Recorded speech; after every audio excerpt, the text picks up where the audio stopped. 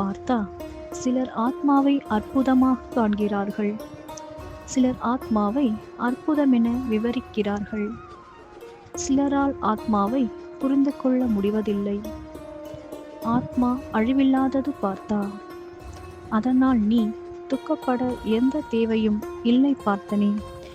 இப்படி தர்மத்தை நிலைநாட்டுவதற்காக கடமை ஆற்றும் யோகம் கிடைத்தவர்கள் உண்மையில் மகிழவே வேண்டும் அர்ஜுனா.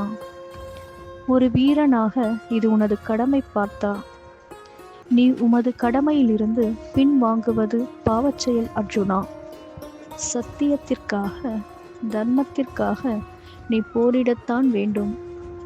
நீ இப்போது விலகிச் சென்றால் உலகம் உன்னை கோழையென அவதூறு பேசும்.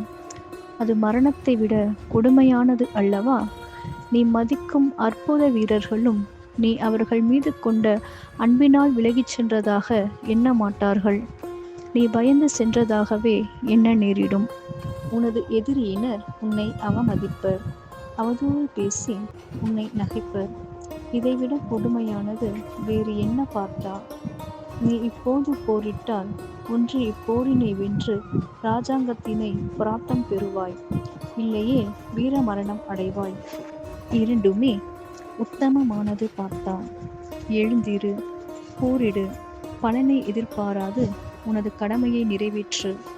இது உன்னை பாவங்களிலிருந்து விலக்கி வைக்கும். அம்மா, நாம் ஆத்மான்னு சொன்னீங்க, ஓகே. ஆனால் அதுக்காக மற்றவங்கள கொல்லலாமா? பாத்தியா, ட்ராக் மாதிரி போயிட்ட. இப்படித்தான் நம்மள நிறைய பேர் மிஸ்கைட் பண்ணுவாங்க. நம்ம தான் உண்மை என்னன்னு புரிஞ்சு நடந்துக்கணும். கிருஷ்ணா அர்ஜுனரை கொலை பண்ண சொல்லல, அவனோட தர்மத்தை தான் செய்ய சொல்றாரு. அவனோட தர்மத்திலிருந்து அவரு தவறப்போ அவருக்கு கைட் பண்ணி கரெக்டான வழியில கூட்டிட்டு போறாரு. எது தர்மம்? அவங்கள அழிக்கிறதும் கொலை தானே. அர்ஜுனர் ஒரு வீரன். போர் புரிஞ்சு தர்மத்தை காப்பாத்துறது அவரோட கடமை. போர்ல மற்றவங்களும் சாகலாம், அர்ஜுனரும் சாகலாம். Anyway it's a violence. அது தப்பு இல்லையா? இப்போ நிர்பயா கேஸ்ல மரண தண்டனை கொடுத்ததுக்கு நாம எல்லாருமே கரெக்டுன்னு தானே சொன்னோம். இன்ஃபேக்ட் மரண தண்டனை தான் கொடுக்கணும்னு எத்தனை பேர் குரல் கொடுத்தாங்க. அந்த பசங்க தப்பு பண்ணாங்க. ஒரு பொண்ணை கொடுமைப்படுத்தி கொடூரமாக கொலை செஞ்சுருக்காங்க. அதை மன்னிக்க முடியாதுல்ல. கரெக்டு. அப்போ அந்த பசங்களை கவர்மெண்ட் பண்ணது கொலை இல்லை, மரண தண்டனை இல்லையா? ஆமாம். டிஃபரன்ஸ் புரியுதா? இரண்டுமே உயிரை எடுக்கிறது தான். ஆனா இது கொலை, அது மரண தண்டனை. நாம எந்த மோட்டிவ்ல பண்றோன்றது தான் முக்கியம். ஒருத்தர் மேல கோபம் வந்தோ இல்ல அழிக்கணும்னு பண்ணா அது கொலை, அது தப்பு. அதையே ஒரு மிலிட்ரி சோல்ஜர் வார்ஃபீல்டில் எதிரிகளை அழிச்சு நம்ம நாட்டை காப்பாற்ற செஞ்சா அது ஒரு வீரச் செயல். அதுக்கு கவர்மெண்ட்லலாம் அவார்டே கொடுக்குறாங்கல்ல.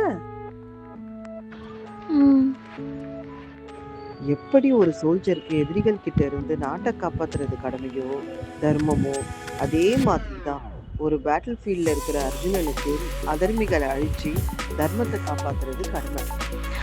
ஆனால் அங்கே தப்பு பண்ணவங்க கூட அவரோட குரு, ரிலேட்டிவ்ஸ், ஃப்ரெண்ட்ஸ்லாம் இருக்காங்கல்ல, அவங்களோட அவருக்கு எவ்வளோ மெமரிஸ் இருக்கும்.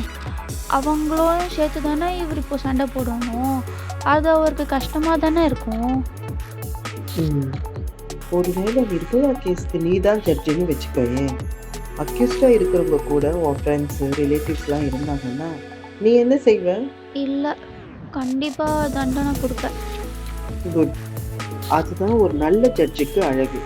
உன்னோட தர்மத்தை நீ சரியா செய்யணும். இதுதான் எல்லா கடவுளும் சொல்றாங்க. சரி, இது ஓகே. ஆனால் எனக்கு ஒரு டவுட்மா. பொதுவாக கடவுளை ரொம்ப கும்பிட்றவங்க, இந்த ஆன்மீகம் அப்படிலாம் சொல்கிறவங்க பெருசாக எதுலேயும் இன்வால்வ் ஆகாமல் இந்த மந்திரம் சொல்லிகிட்டே ஜபம் பண்ணிகிட்டே தானே இருப்பாங்க. எந்த ஒர்க்லேயும் இன்வால்வ் ஆக மாட்டாங்கல்ல. ஆனால் இங்கே கடவுளே போ, சண்டை போடு, போர் புரி, தர்மத்தை காப்பாற்றுன்னுலாம் சொல்கிறாரு. நான் ஆரம்பத்திலே என்ன சொன்னேன்? உன்னை நிறைய பேர் மிஸ்கைட் பண்ணுவாங்க, நீ தான் உண்மை என்னன்னு புரிஞ்சு நடந்துக்கணும்னு சொன்னேன்னா அது இதுதான். இதே மாதிரி தான். கடவுள் எப்பவுமே நீ என்னை கும்பிடு, உன் குடும்பத்தை விட்டுரு, வேலையை விட்டுரு, விரதம் இரு, கோவிலுக்கு போன்னுலாம் சொல்லவே இல்லை. நாம எப்பவுமே சந்தோஷமா இருக்கணும் தான் கடவுளும் சொல்லியிருக்காரு. இன்ஃபேக்ட் நாம சந்தோஷமா இருக்கணும் தான் கடவுளும் விரும்புவாங்க. அப்புறம் ஏன் நீங்கள் எங்களை குளிச்சுட்டு சாமி கும்பிடு, விபூதி வை, ஸ்கூலுக்கு போகிறதுக்கு முன்னாடி சாமி கும்பிட்டு போ அப்படிலாம் சொல்லிகிட்டே இருக்கீங்களே? அது எல்லாமே ஒரு டிசிப்ளின், நம்மளை நல்வழிப்படுத்துற ஒரு நம்பிக்கை. நம்மளை சுற்றி பிசிக்கலா வைலன்ஸ் இல்லைனாலும் மனதளவுல எல்லாருக்குள்ளேயும் ஏதோ ஒரு கோவமோ வெறுப்போ பொறாமையோ ஏதோ ஒரு அன்பின்மை இருக்குதானே? ஆமாம், ஆனால் அதுக்கும் சாமி கும்பிட்றதுக்கும் என்ன சம்மந்தம்? அது எல்லாமே நம்ம மனசை பிடிச்ச வைரஸ் மாதிரி தான். அது மனசுக்குள்ளேயே இருந்தா அதுவே நம்மளை அழிச்சிடும். அதுல இருந்து நம்ம குணமாகணும்ல. நீங்க கூட ஏதோ சொல்லுவீங்களே, ப்ராவர்ப், an apple. அதுவா? An apple a day keeps the doctor away. Just like that.